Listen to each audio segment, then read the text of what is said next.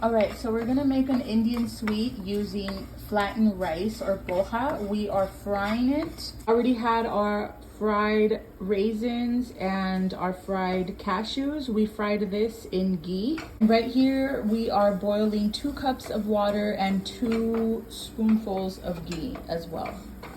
And we're gonna let this come to a boil. All right, so we're going to add our fried flattened rice or poha to the mixie and make that into a flour for the water. Okay, so we're going to add the flour from the flattened rice into the boiling water, and it's going to make like a paste.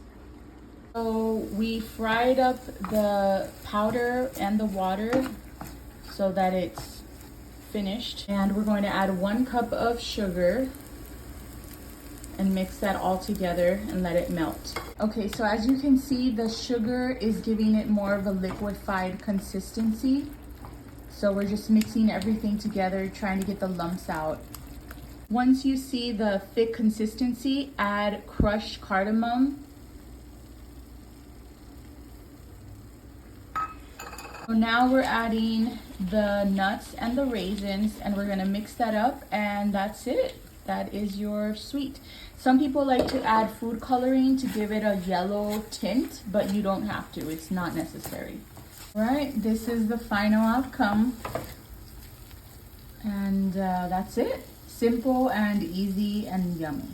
All right, guys, so finishing product, super fast and simple, easy, very, very yummy. It is Indian sweet called Kesari. I recommend it. And by the way, Happy New Year to everybody who has been supporting us. We love you guys. Thank you for all of the support.